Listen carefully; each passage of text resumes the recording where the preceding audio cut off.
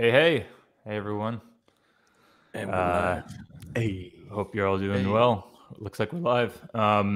So it's a little embarrassing, unfortunately, with our first hangout here. Wayne is actually not going to be able to make it today because he is recovering from surgery. Yeah. I'm getting probably going to explain that because I have the YouTube window open. Sorry, everyone. I'm an idiot. I could just start hearing myself really well, and that was really disconcerting. Anyways, as I was saying, Wayne is not here.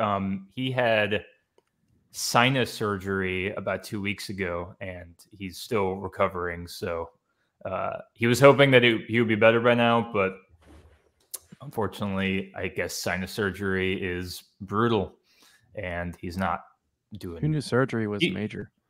Yeah, who knew? But so it's just the three of us. I hope you guys aren't all too disappointed.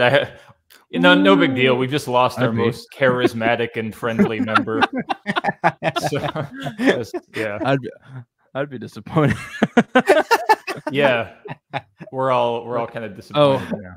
Oh, make sure in your StreamYard to go from private chat to comments because I wasn't seeing anything. But hey. Now I can see a bunch of comments. I'm seeing people. Oh, yeah. That's just me. I'm just the noob. Cool. Yeah. Cool. So, all right. What's going on, people? How's it going? John has this awesome double camera setup going on now that is a vast improvement. So your boy's a Twitch streamer now, so I've got the equipment. Yeah, John is the first of us to board that ship of Twitch. Are you gonna buy the same gamer chair that everybody has? I could just borrow George's. I was about to say borrow my landlord's. That's my first go-to. I'll just steal his. So hey man, I need to do a non-drumming stream. Let me get that chair. Also, I gotta get some neon lights in the back. You know. All right. So, yeah, I stream, and can you post links in the dang old comments? I don't know if you can on YouTube. I don't know. I made a little comment. I made a little description with a couple links on the YouTube page. You could honestly just add it to that. We'll do that. If anyone wants to see John's Twitch stream, I'll post a link to his shit in the YouTube description. Yeah. So Mini Metal, it's a good friend of mine now. He came to the Dallas show. You all met him. He floated the idea of doing How It Stands the Glass Around with all blast beats on the last stream. So nice. I don't know if you saw that, but I posted that in the story, and it's hilarious. With all blast beats for like front to back? Mostly. There's a couple just double kick parts, but yeah, it's fun. Yeah, you keep the blast beats going during the quiet orchestral parts too. And no, dang. I fucked it. You got to get less musical. Yeah. I need no music allowed. But that's kind of what it's cool for is you get to just it's fun to just fuck around with your own band's music. That's true. Yeah.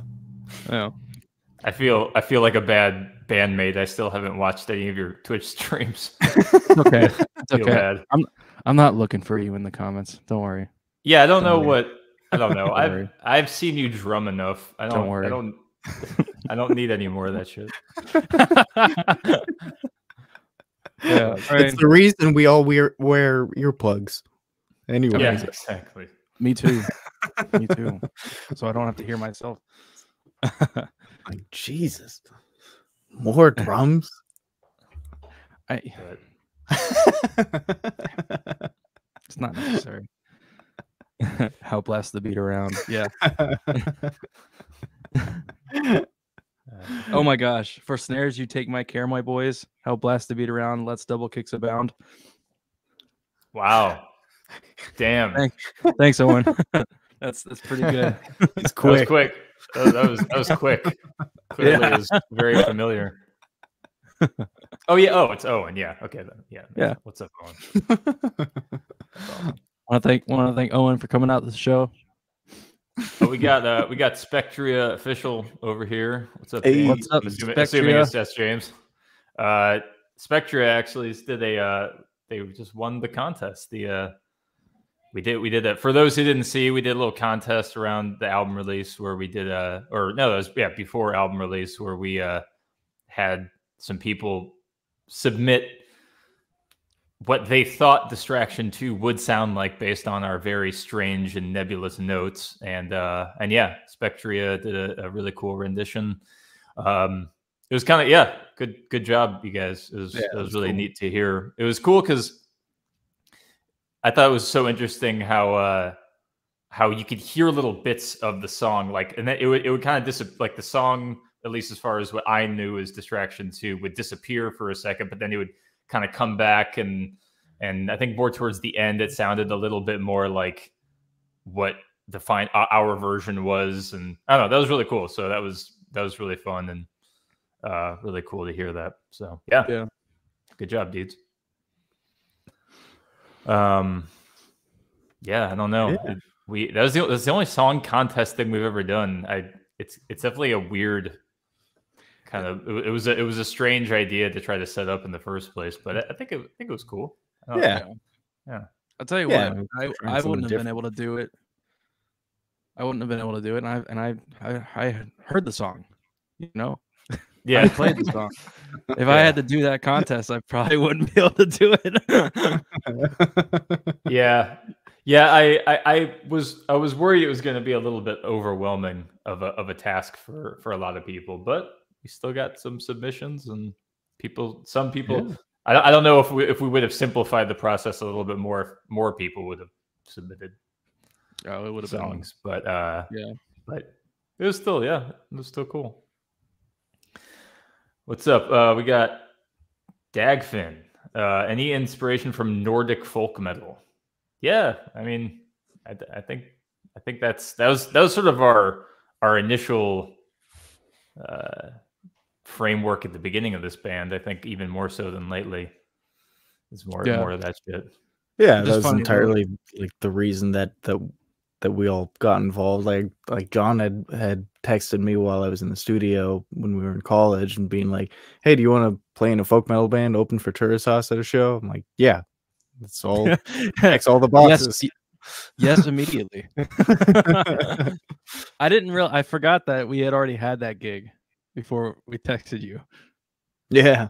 I'm surprised that you guys had accepted a gig before like finding a bass player and stuff. But I guess being being at Berkeley, you probably kind of just like, yeah, we'll find somebody. I actually forgot about them. Yeah, okay. So we booked in the hallway.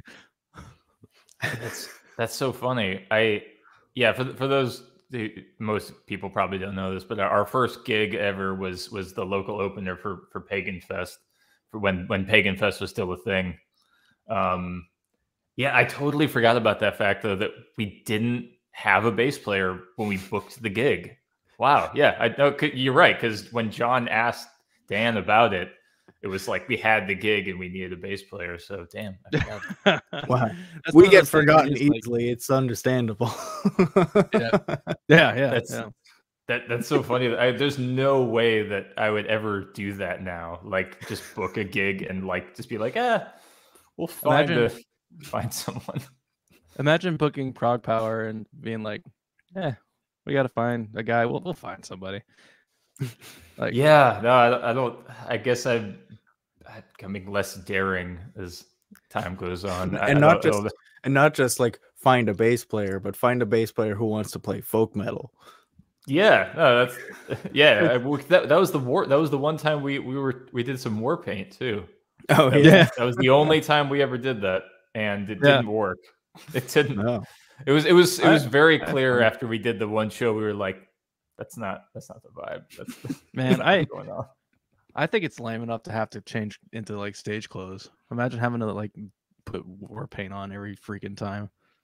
Yeah, you know, if it fit better with the music and if it like nailed the vibe, like okay, like I can get down with it. I appreciate when bands do it if it like really works, but it didn't make a difference for our music, and it just didn't make enough sense to go through the effort. So I don't know, but you know, first gigs, early band times, you don't really know what you're doing. Who was all at that on that Prog Power? Was it Arcona was on that, and or I know we played with Arcona. Yeah. Arcona was that was cool. Arcona. Who else? Teresos and yes, I don't know. It was one of those long Pagan Fest bills of. There was a lot. Yeah, probably like 5 bands total or something like that. The second one, I feel like I remember more of the lineup. Was that the Corpiclani one? That was Corpiclani, Moon Sorrow. Oh man, I forgot we played a show with Moon Sorrow and I wasn't freaking there or something. You weren't? Oh, you didn't play that gig? No, that was Blaze filled in for him. Okay. Yeah, little Blaze Collard. Yeah, we did play with Moonstar. That was cool. He was asking about Nordic folk metal bands particularly, and that's definitely a big one. Yeah, Moonstar. Yeah, Moonstar. They're legends. Which is funny because our whole original idea was to be like specifically American folk metal. We take American songs and turn them folk metal. And we thought we were being pretty original with that idea. And I thought it worked for a record. Okay. Yeah. It worked for the time, I think. I just think that you can only do that so many times. Right, yeah. I feel like if we would have kept doing that, we would have just gotten more and more pigeonholed. And as tends to happen with a lot of bands, like when you really like have your gimmick and stick to it, is like eventually you start like finding ways to branch out and make it new and interesting for you, but then it just kind of ends up coming across as kind of tacky. Yeah, it's there's so a way to do it. It's I'm sure. That's like one of my biggest personal constant battles of being in a band is the dichotomy and the struggle between identity, like having a band identity and a personality, versus wanting to like constantly enjoy what you do and like switching things up and having fun and being creative. Like that dichotomy is such. I don't know. Maybe I have this problem more than a lot of people, but it's like so much of what listeners seem to want out of a band, and what successful bands have, is like a really strong core identity that's like doesn't change too much, and people kind of want that sound, and that's fine. And like, and I don't know, but to have that conflict with that, but like wanting to still keep things exciting is I guess it's just a line you have to toe. It's like it's really easy to fall into one side or the other, to either just be too much of the same or switch things up too much. You probably I feel like a lot of the people in those kinds of bands tend to be in multiple bands, so that they have one band that just does that thing, and when they're in that mindset, they can just do that. But then when they inevitably want to do something different, just to keep things interesting, you just have a whole nother band that does something different. Yeah. I've always like been less inclined to do the whole start a new band when you have new ideas thing, because a lot you're right, a lot of people do that. Imagine if we had done that. If after Olden Tales, we just we're like, all right, well, we're gonna be, I don't know, a name from another book. Yeah. Well, but it's especially if you look at like Olden Tales and then you look at Epigon, like you could almost see that as like a different project of some sort. I would say so. But if we had started a different band, I mean, first of all, the progression took more time. It was more of a slow progression through 4 albums. But like, even if we had done that, then I think that the first folk metal band, we just wouldn't be doing anything with that band. We would just be doing the new band, and then we would be starting right, because none of us want to do that. And then I don't know. You know what's funny is we could start a side project and keep going in the Olden direction, but we'd have to get other members. I think there's a clause in our contract where we can't be more than three of us in the same project as another name. I think you're right. Yeah, because then you'd basically be like capitalizing on every individual's persona, and while not making the label any money. Yeah. I'm sure it would be a different story if we were all to start another band and that band was then also on Century Media. They probably would be like, okay, it's all going in the same pockets. Like we just like pitch it. It's like, listen, we have an idea, and we need your help. I see a follow-up question about Wayne. I'm sure some more people are joining now. Wayne is unfortunately still recovering from some sinus surgery that he had a couple weeks ago. So yeah, we explained that like about 2 minutes into the stream, and nobody was here. So we'll probably have to mention that a couple more times. Yeah, he's been feeling better. He was feeling better over the weekend, but last couple of days, I guess some of the pain and shit started ramping up again. So he's doing okay. I don't think it's anything. I think it's pretty normal. I think he's, I don't want anyone out there to be too worried. He's doing all right. He's just, surgery's brutal. Good days and his bad days, and so he wishes he was here. He feels bad that he wasn't here, but he will be on the next one for sure. That's we want to try to keep hopefully doing this a little bit more regularly. We're really bad at, well, we're not that bad. We could be better at communicating, engaging with everyone. So I think it would be cool if we tried to make this a little bit more regular. John is probably the best example of us in terms of engagement, since he's taken more proactive steps. I'm probably the worst. I don't have social media because it gives me horrendous anxiety and makes me distracted all the time. So I don't have many opportunities to like connect with people in this regards. I like doing this because I don't have. Yeah. And I think if people have suggestions of like what we could do on these things, I mean, we're just diving in head first and seeing what happens. So like, if people have ideas of things that would be cool for us to do on these things once a month, like, let us know, because we don't know what we're doing. So I got an idea. For sure. An idea. Let's try to do like a live stream concert, but just in this context, and see how shitty it turns out. See how live stream everything is. Concerts. No. I mean, I'm talking. I'll hook my electric drum set up and let's just see what happens. It'd be terrible. Yeah. Just have all the delay. Just everything is like a measure off for every member. Latency, the show. I think people would really like that. I think they would. It'd be great. It'd be good content. If you see my camera shaking, it's because the laundry is being done right next to me. So it looks like I'm in the middle of an earthquake. That's what's happening. A McRib eating contest. We gotta get a McRib eating contest going. Oh, yeah. Well, I think that's reasonable. I think it's most reasonable for me.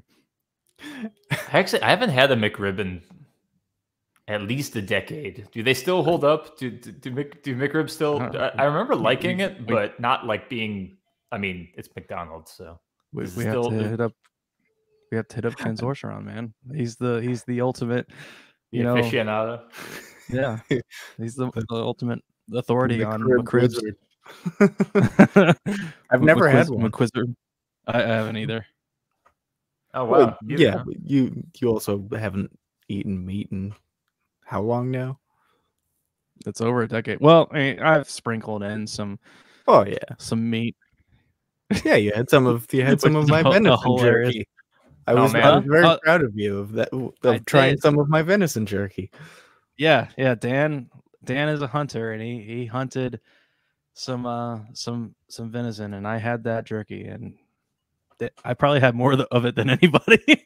Maybe it was just me catching up of years of depriving myself. I was about to say, I hope there aren't any vegetarian fans out in our audience who have only decided to stick to listening to us because of John. They're like, well, I don't like this, but I can hold out because at least they got one of them, and now John is giving away now all bets are off. If that is the case, please reach out to me personally so I can win your favor again. Yeah. It was terrible. It tasted terrible. It definitely wasn't the most delicious jerky that I've ever had in my life. No. It definitely was the most delicious jerky I've had in my life. It was amazing. I mean, not that I eat jerky like that much, but it was easily the best jerky I've ever had. So that was good. Good job, Dan. Same. Well, not to go on a a tangent here, but it was ethically sourced.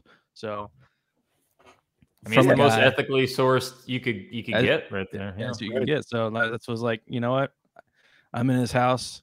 He did this. I'm gonna give it a shot, and it was sick. It was awesome. Yeah. Wilderun cooking show win. Let's go right now. Let's do it. Not me. I will be the last. I've ever seen you hold a spatula. I do sometimes. You can provide the bean. Yeah, I'll do coffee. I'll be coffee guy. Yeah, coffee guy.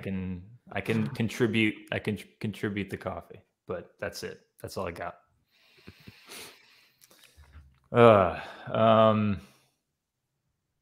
Tell us your favorite band if you want. You guys have like I always struggle with that. With is it? Can you have a favorite, or do you just have like a favorite in the moment? It's always like favorite in the moment for me. Yeah, it depends on what you're in the kind of in the mindset for. I mean, I think, yeah, probably favorites. I'd say the more accurate way to gauge a favorite band is like a band that in that moment, like you can kind of always come back to and enjoy at the same level.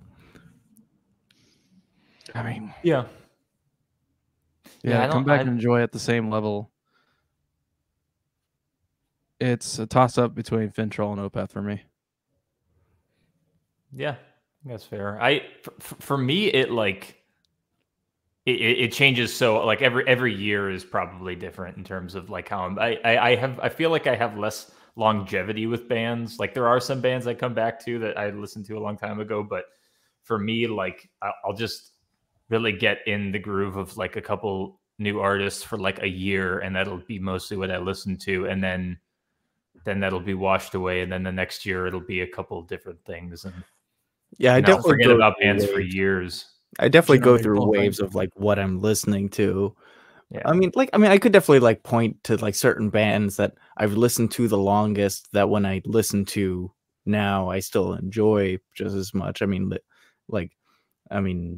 Death Grips, Skinny Puppy, Dimmu Borgir, Blind Guardian, Rammstein. Like these are the kind of bands that like I always gravitate towards. As far as like what my favorites are right now and stuff, I mean, I kind of right now I've been on very much like a Venetian Snares, Aphex Twin, Square Pusher, that whole kind of more glitchy electronic kind of kick.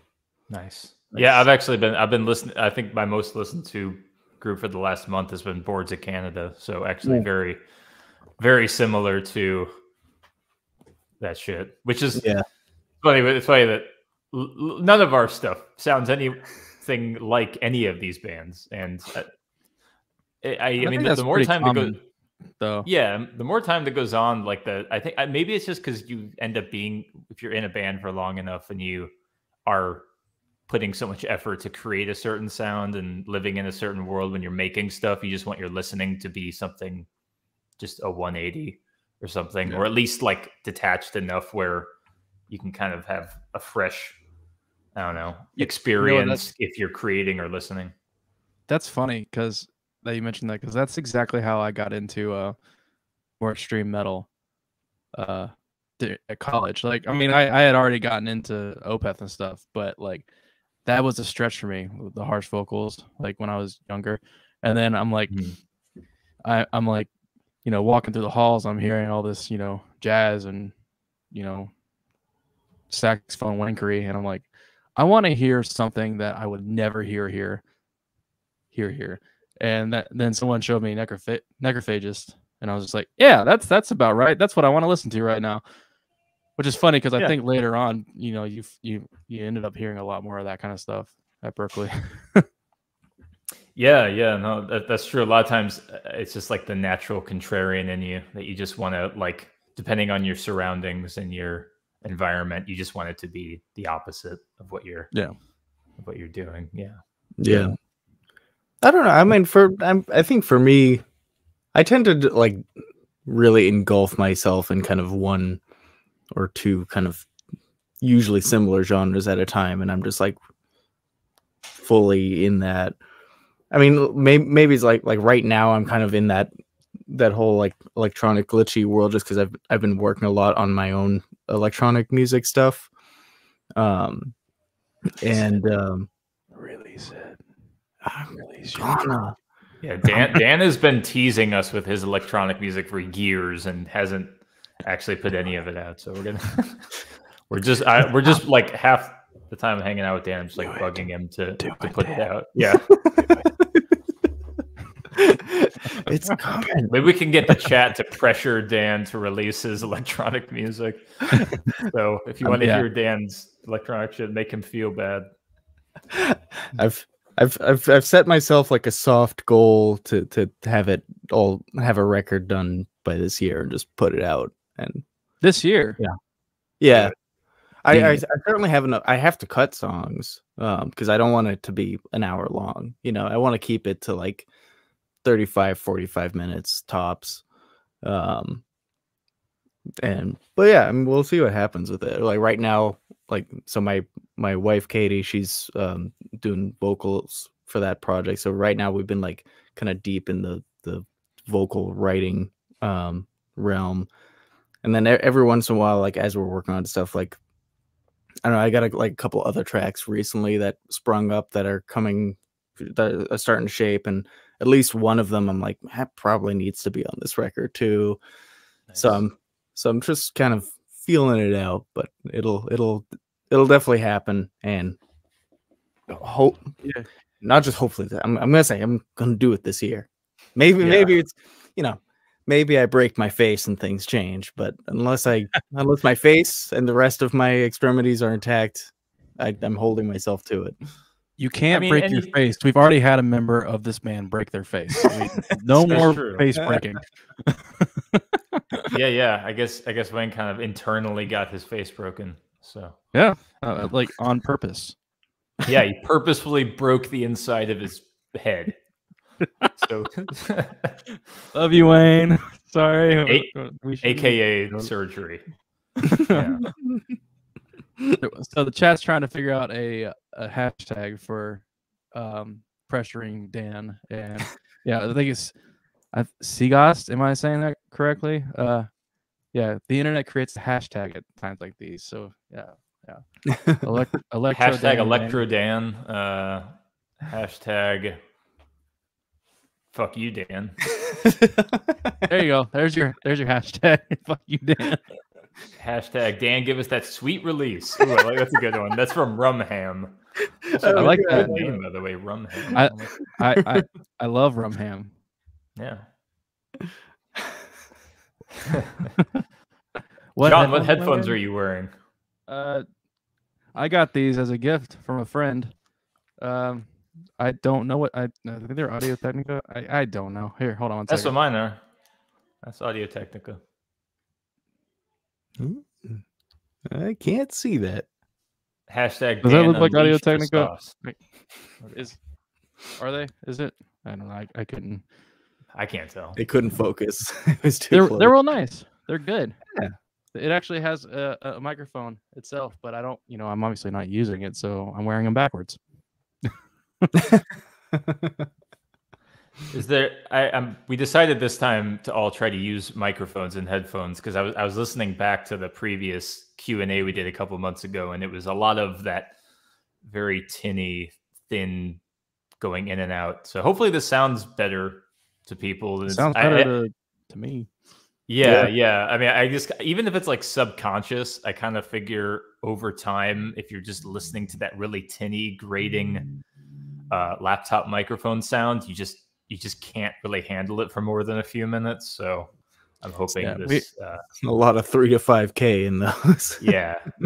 So hopefully this is a good call. We definitely all have the stuff to make it sound better, except for me, and I just happen to have stuff now to make it sound better. So why not? Time. I know, right? Evan, when it comes to your clean vocals, who do you draw inspiration from? That's gonna be Smash Mouth, and James Slippery, and the Smash Mouth. James Slippery and Smash. Yeah, that's pretty close to my tone, to my timbre. I think that about sums it up. I don't know. I feel like singing inspiration is a weird thing. Like I've never, because a voice is just kind of your natural voice, you know. Like I don't really try to make my voice sound like anything because it's just within a certain range. I just tried to learn how to, you know, have it work okay, you know, just through breathing exercises and just singing. I haven't done too much formal training. I've taken I think I took like a total of 8 vocal lessons when I was like 20 years old, and that was it. And then I've just kind of tried to stay up on breathing exercises and just sing as much as I can. But I don't know, like I'm more when I think about inspiration, I mostly think about songwriters and like just creators of some sort. The voice is just sort of like a natural thing that everyone just, I mean, you can obviously work on it and improve it, but my favorite, I could just name my favorite singers. I mean, there's certain people that their voice is the best. And again, it's hard to say if that's like an inspiration because there's no like direct line between, oh, that's an amazing singer, and I'm going to try to, like, I mean, the first name that comes to mind for me is Jeff Buckley. Like Jeff Buckley's voice is just, you know, kind of the best, but like, no one can sound like Jeff Buckley. I'm never going to get anywhere near what he could do. I can't even begin to scratch the surface of what he could do. So yeah, it's more just an admiration rather than an influence, but, Jeff Buckley is the first person that comes to mind. In terms of metal, I mean, Roy Khan was definitely, you know, in terms of like the more epic metal and stuff, he is definitely one of the best. Is one of the best. I'm not as familiar with his newer stuff, but you know, his classic Camelot days were, you know, some of the best clean metal vocals I think ever, at least in the more powerful metal arena of things. Listen to some Conception, man. I know. Yeah, we're gonna be playing the festival with them. Prague Power. They're playing day 3, right? Yeah, day after us, I believe. Yeah. So I need to get more familiar. I have not had the chance to check out Conception as much. So yeah, I got to do that too. Disney Prince vibes. Is that the timbre of my voice? I'm cool with that. I can get down with Disney. Hey, there are some great composition and songwriting in some Disney movies. I don't give a shit. There's some great songwriting. Actually, Brittany from Alicia Archer said the same thing after listening to Veil of Imagination. Like she said that we sound like Disney, like show like musical theater kind of stuff. I get that. I think it's just the use of like the use of major chords in minor scale. It gives that like kind of slightly more dramatic, epic thing. I definitely no direct inspiration there on that record. Like I don't really listen to that much Disney soundtracks. I definitely do not actively. Although I liked a lot when I was younger, like when I was a kid and stuff. There were a few movies that had amazing soundtracks. But yeah, I think Studio Ghibli falls under the Disney umbrella now, and those soundtracks are sick. Those are awesome. Dude, Studio Ghibli music is incredible. Yeah. What's his name? Joe Hisaishi. Thank you. That's it. Joe Hisaishi. Yeah. Amazing composer. Yeah. Oh yeah. So that's Disney. Well, it's Disney related at this point, kind of. Yeah. Everything's Disney related though. Like they own everything. Yeah, that is true. Yeah. They own us. We didn't even know. No, just kidding. No. Not yet. Not yet. We'll wake up to a headline saying Disney buys Sony, and then that'll Disney buys Wilderun. if Disney buys Wilderun, if Disney buys Wilderun, I will quit my job in like 2 seconds. Yeah, that'd probably be good. My pop said you guys remind him of Moody Blues, and yes, but more aggressive. Oh, and yes, sorry, yes, capital Y, yes. I honestly, I have not listened to nearly enough Moody Blues. I've maybe heard like one Moody Blues song. I need to. Are you guys like? I'm pretty familiar with Yes, with probably 3 or 4 Yes records, but not really the Moody Blues at all. I don't think so either. Maybe I've heard some stuff, but I would not have known that it was Moody Blues. Yeah, well, I guess we got to go listen to Moody Blues. There's been like literally like half the bands people say like, "Oh, you remind me of them." I'm like, "Oh, thanks." Really? That's not the first time you've heard that? I'm just saying, not Moody Blues in particular, but just bands, like just generally bands and artists that we get compared to. There's been like certain recurring bands and artists that we've gotten compared to that I'm just like, I've literally never heard a single one of their songs. So it's probably just a matter of us having like similar influences. I don't know. But it's interesting because like some people will like my wife Katie, like she'll hear something and she'll say like, "Oh, it reminds me of this," and I'm like, it doesn't remind me at all of that. But then like when I think about it, I was like, oh, I see the connection she's making because she's like listening specifically to this element or something. It like might be something about the vocal timbre that reminds her, but even though like the music under the voice is completely different. So like it's interesting where people draw their connections to things. And that you hear a lot different, especially like musicians versus not musicians. Like people listen to so many different elements that after having worked on music for so long, you kind of even forget that it's like a thing you could have focused on. I'm so envious of the mindset of like non-musicians and just this kind of raw, like people who appreciate music but don't necessarily like understand nuts and bolts of it. I feel like have such a more pure approach to music that like I want to try. I've been like trying my best to like forget about everything I've learned and just kind of like hopefully it's like internalized and I can whip it out when I need to, but like fucking John. John, you just had to address it. He said it. He said it. I did say it. I stand by my statement. Oh, you stand by it, huh? Sorry. But I mean it's really like it's really cool like what the way that someone like that will approach certain things, like, and that's very like common in a lot of like the electronic music genre because it's like found our hashtag. Hashtag whip it out, Dan. You derailed your own statement, Dan. All right, this is your fault. That's the hashtag. Whip it out, Dan. Yeah, whip that music out, dude. Whip that electronic music out for everyone to hear. Yep. All right. I'm gonna use that in every Wilderun posting now. Let's get it trending. Are you guys planning did you have a finish to that thought, Dan? Should I just sorry, Dan? Do you want to finish that very important thought? No, that's gone. All right, well, that's it. Oh no, now I remember what I was gonna say.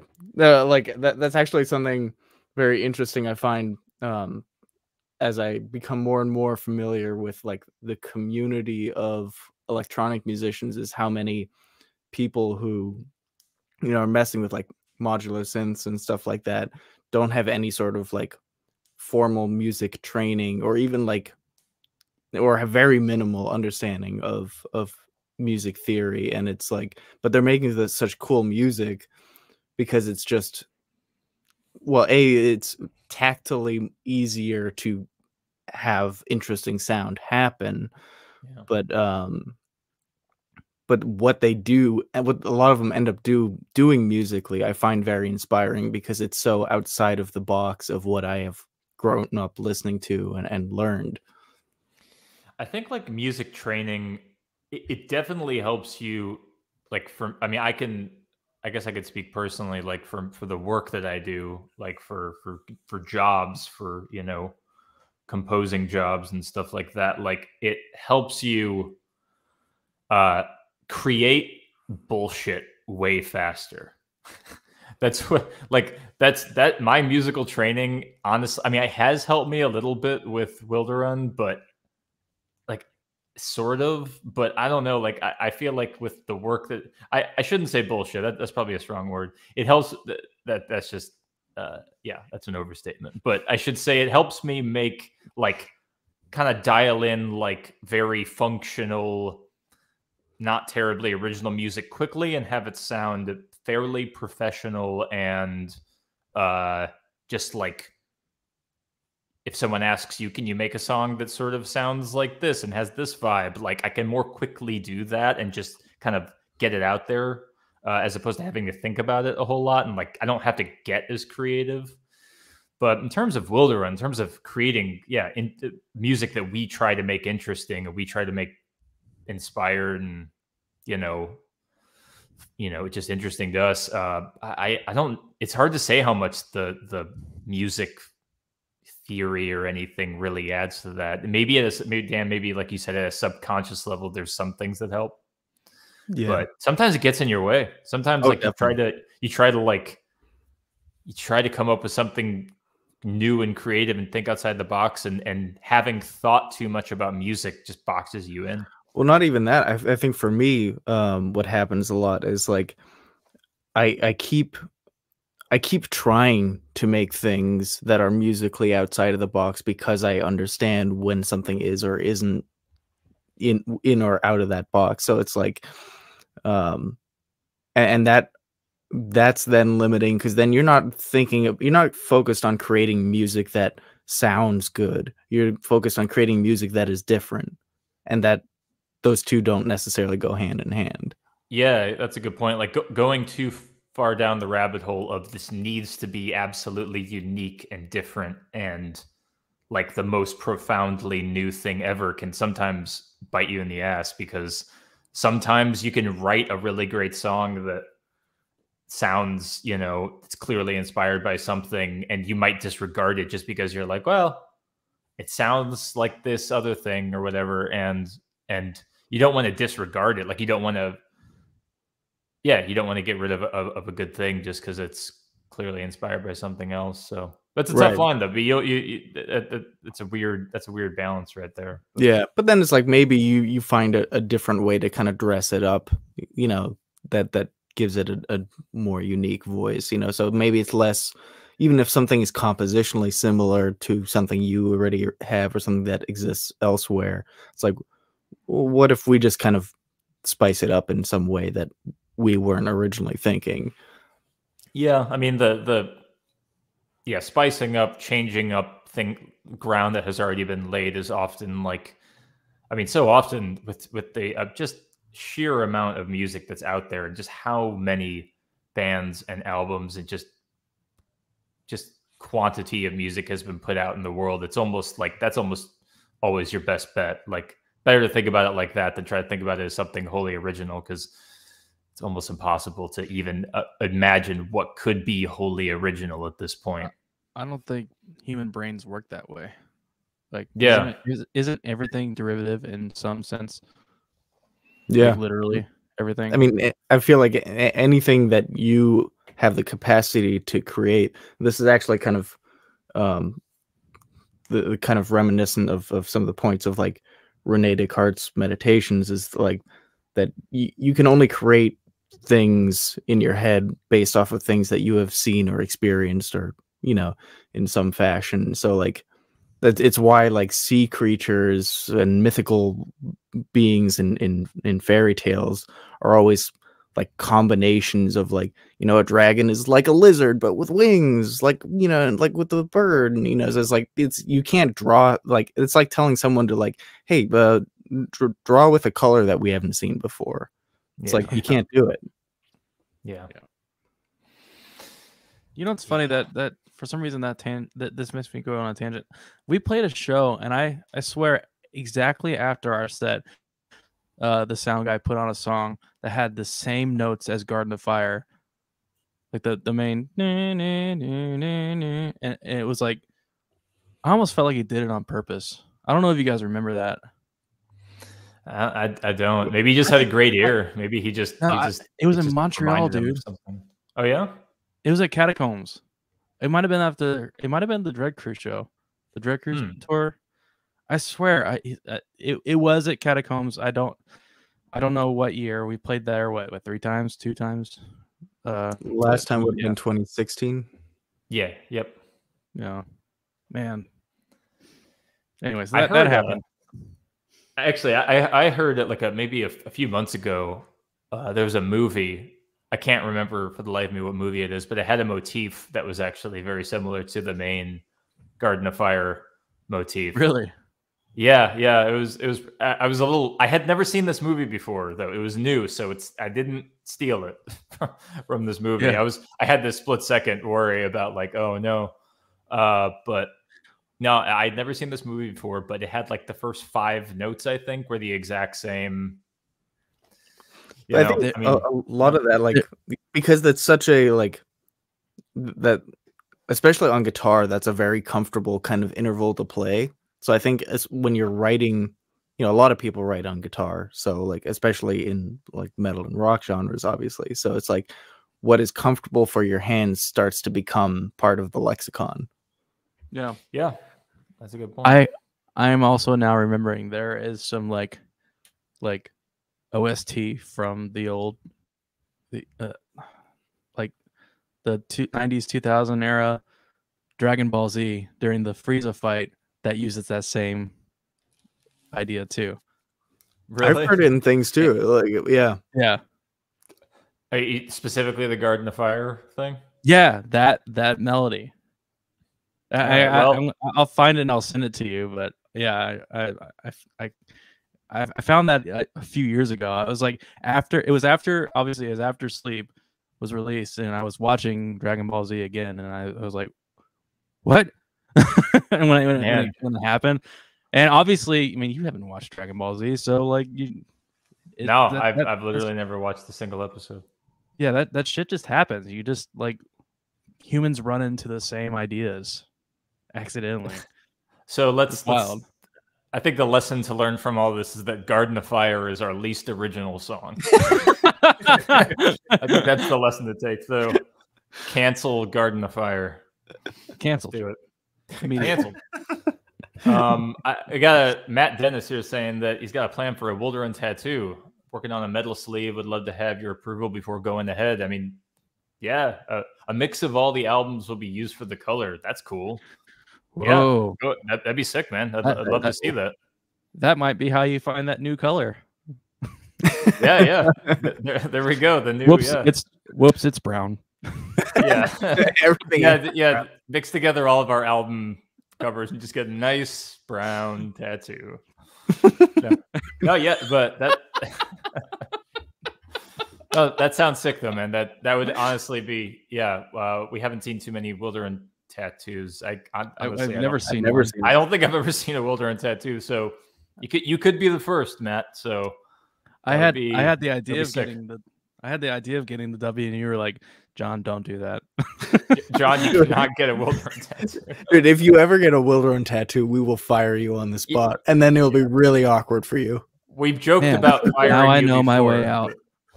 Yeah, yeah, we've joked about letting you go, but give us a reason. I mean, I have this. You can let me do. There it is. There it is. Yeah, but at least that's other bands. At least it's other bands. Yeah. I mean, with getting a Wilderun tattoo for you would be like getting a tattoo of like your right arm on your left arm. Yeah. That'd be a good one. That'd be. That's actually like that's better. That's a better idea. Yeah. Yeah. I've always been curious about getting a tattoo, but I've just never been able to think of anything that I like enough to get. Maybe that's just goes to show something about me, but I've never. Do you want a tattoo? I'm just curious, like it just seems like one of those things. Like I wouldn't mind just getting one just to the life experience of getting a tattoo. Like I'm just kind of curious. We know a guy. I didn't go to Joe and be like, give me a goblin dude. He just like designed one for me. Man, that's honestly that's like more courageous and more there's no way I'm gonna be able to. Here we go. Yeah. There we go. Yeah.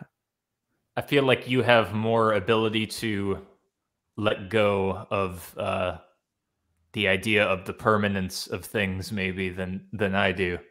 So yeah, and it's funny because it's my best tattoo.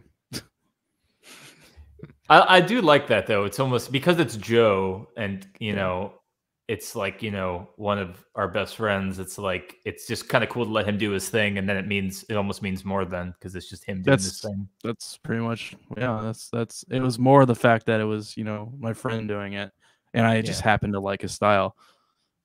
Yeah, exactly. Yeah.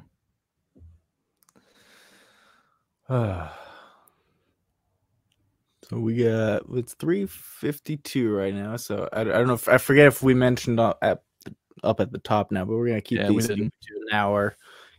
Especially since we're gonna be doing them on a regular basis. Yeah. So 10 more minutes, and then we'll call it in about 10 minutes. I was thinking while this was going, I was like, I've seen a lot of streams where they have like a way to like highlight the question. I don't know how it happens, but like that seems really valuable now because we've got a lot of questions that we just totally ignored. And I am sorry, guys. It's there's a lot. There's a lot. Yeah, I think I said this in our social media post. I don't think we want to necessarily make every single one of these like a formal Q&A because we did that last time, and it's cool, but we end up just getting so bogged down in like so many questions, and it's really hard to get everyone. And I definitely want to answer some of your guys' questions, but we also don't want to hurt the flow of the conversation and kind of just try to keep it casual. And but donation chat thingy, hey, that's a good idea.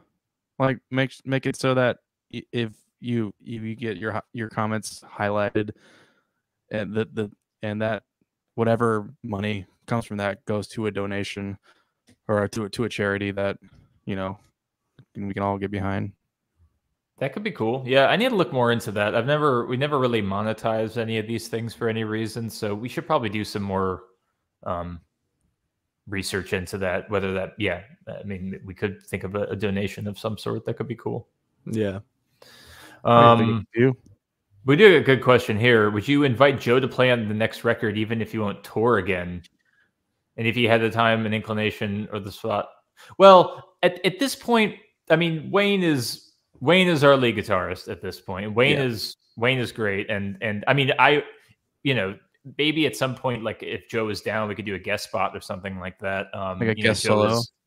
Yeah. I mean, he's an amazing musician. He's one of our best friends, and he's awesome at what he does. So definitely not against the idea of working with Joe again in some format. But at this point, he's really busy doing his thing. He's full 100% into the tattoo career, and Wayne is, it worked out well where, as soon as that happened with Joe, Wayne was sort of schedule had just opened up to become our lead guitarist again, and Wayne is, you know, a great guitarist as well. So I think what's the word for Wayne will just be taking all those duties.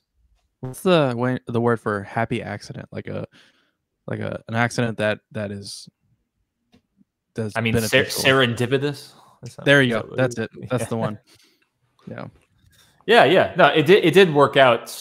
It worked out timing wise really well. Like literally, as soon as Joe was sort of realizing he needed to leave and focus on his career, was like right around when Wayne's schedule opened up enough to do it. So yeah, it was good. And we didn't have to go hunting for another member that we didn't have yet, which was very good. It was funny. It was funny when we announced it. We got like a bunch of comments saying, "So when are the guitar player auditions?" And I was like, "We got the original dude. We don't need." Yeah, exactly.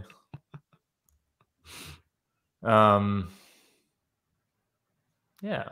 I mean, like, and also we don't have a bunch of guitar solos on records generally. So it's like, I think when you have, you know, 4 or 5 solos on a record, you kind of want, especially on the next record and stuff, you know, like Wayne would want to probably establish himself and his, you know, in his soloing abilities within the band. So.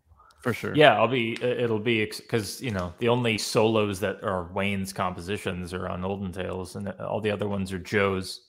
So it'll be cool to come back to that, to come back to his style for the solos and kind of see what happens. And I'm sure it'll be a little different now because it'll have been over 10 years. So one of my favorite Wayne solos is not a guitar solo, but it's on Distraction 3 with that electric lap steel thing. That's true. I actually almost forgot about that. So there is a Wayne solo on Epigon. Yeah.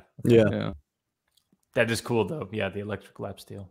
Those two solos back to back work really well. Oh yeah, when it hits, it's like whoa! It's like it captures your ear. Yeah.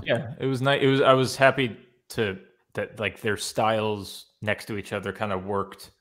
It worked well because they were just different enough to make it enough variety, and obviously using the electric lap steel changed a lot of that. But even just their playing styles like complement each other pretty nicely. They're both very like melodic soloists. You know, they're not overly concerned with like shredding all the time. So it's like, you know, I mean, either one of them can. But when Wayne had to step down after Olden because his life was too busy, and you know, Joe was the guy, Wayne was like, oh, I could have thought of a better guy. Because, you know, because Joe's a, you know, great dude, but also for the style and for the playing. He's like, oh, it was very similar. Yeah, we've always, I mean, I think it's just been the general Wilderun ethos has just been, we've never really cared that much about technicality or complexity. I mean, even though there is like a lot of complexity in certain regards, like I feel like that's always been taken a backseat to just melody and harmony, just generally. I think Joe and Wayne both, the way that they play is, even though they can play more technical shit if they want to, they don't normally rely on that or care too much about that, and that works with the rest of us. I don't think any of us really care too much about technicality, or I don't know. I almost feel like we are like, it's weird because I almost feel like we're like a prog band by happenstance, not by we're not trying to be. We just like melodies and like things that have a lot of drama and atmosphere to them, and then that ends up just continuing for longer than normal, and then people say that's prog. Something like that. Do you find that you write in odd time signatures just by accident sometimes? Oh yeah, like yeah, me too. Or I make beats in odd time signatures by accident. Like sometimes that's just like But the thing is, when you're writing in odd time signatures, like you're doing it to like get a certain groove happening. You know, you're not doing it because like you want it to be like mathematically weird or anything like that. It's like my least favorite thing is when prog bands like have a groove that is clearly like a 4/4 or a 3/4 groove, and they just put like a 16th note at the end, and then just like be like, oh, like now it's proggy and like it sounds weird and disjointed, but it's like, no, that's a 4/4 groove. It sounded good as a 4/4 groove. Just dedicate to the normal thing. Like that's interesting. It's like I feel like the odd time stuff is like, and by the way, I feel like we've probably done that, but but if we have done that, it was a mistake and we should rewrite it. No, but we have definitely done that in another band's context. And I don't think any of that ever got released, but I remember doing that in our previous band together, you and me. Oh yeah. I know what you mean. Yeah, in some of the Replicator shit that we did some of that, but I don't know. Even there, I definitely prefer those odd time grooves. That I think my favorite odd time grooves are the ones that are sort of like Eastern European influenced, like because a lot of those grooves, like it doesn't even feel like odd time at first. Like the subdivisions make it feel like this groove could not have been done in any other way other than 11 or 7 or something. Like you can't even imagine it in 3 or 4. Well, because it's almost like you want to count the metronome in not even pulses, you know, so it's gonna like dun dun dun dun dun dun, and then that repeats, and then that's your metronome, you know, and then obviously there's subdivisions underneath that, and that tells you your time signature, but that's kind of like, yeah, it's just a groove that's like was clearly, you know, come up with by someone who doesn't have like musical training. It's just like, that just sounds good. Everybody and think like that. Yeah, those are the best odd times for sure. Yeah. James said, so basically Evan doesn't like Do Not Look Down by Meshuggah. I would venture to guess that Evan probably would like that song just because it grooves so fun. Yeah, no, I love Meshuggah. Meshuggah's I love Meshuggah because it's in 4 mostly. Yeah, that's I prefer that so much more. I try to forget the odd subdivision and just groove with it. Yeah. All right. Well, do we have anything else? I mean, we could try to knock out a couple of these quick questions and then just call it after that. We're nearing the end here, but yeah. Grab a couple questions. Would you guys ever release tabs or sheet music for your songs? We don't have any. I don't. You know what? I'm open. I've thought about it.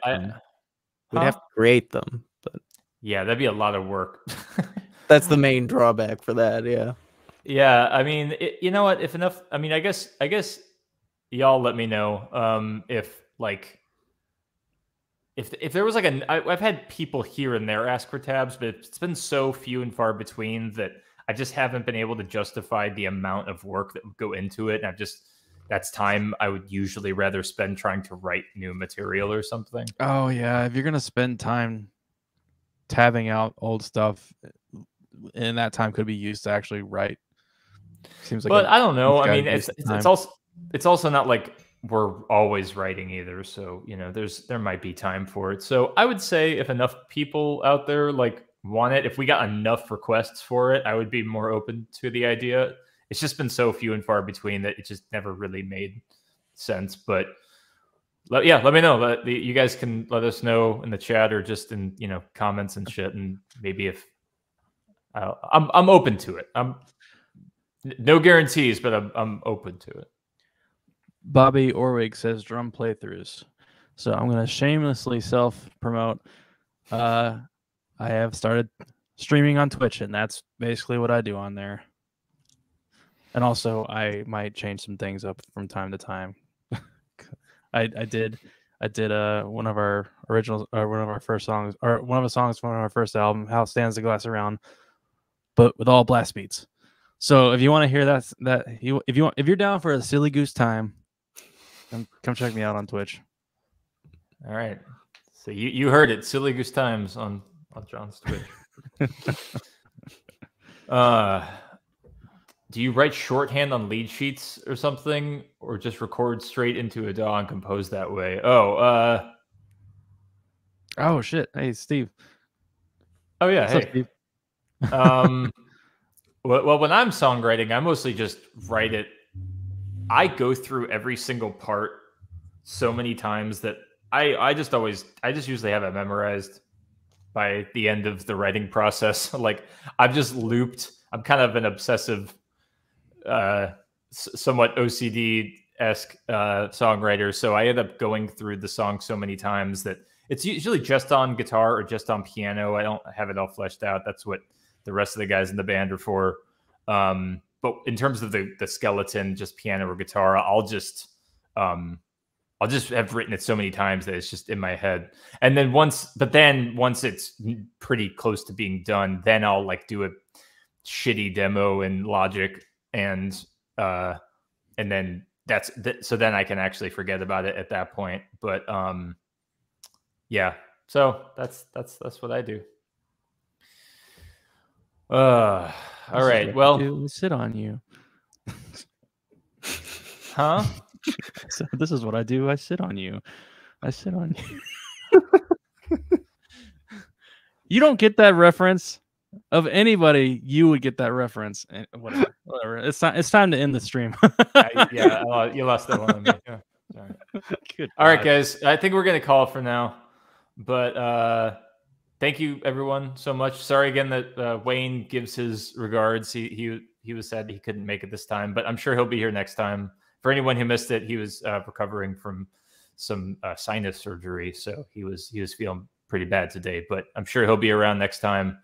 Sorry for any questions we didn't answer, but well, please come back. We're gonna try to do this like maybe once a month or something. So please come on back, and we'll get to some more questions and just hang out more. So yeah, what, last Thursday of every month that's the schedule, right? So as of now, that was our plan. Thursdays work for us personally, and this is the time of day where some people in Europe could still sign on. I know it's a little early for some people, especially like on the West Coast and stuff, but let us know if this is cool, if this time seems all right for everyone. But for now, the tentative plan will be last Thursday of the month. So we'll plan on that, and we'll let you know if anything changes, but that's the plan. So yeah. All right. All right. We'll see you all later. See you guys around. All right, peace.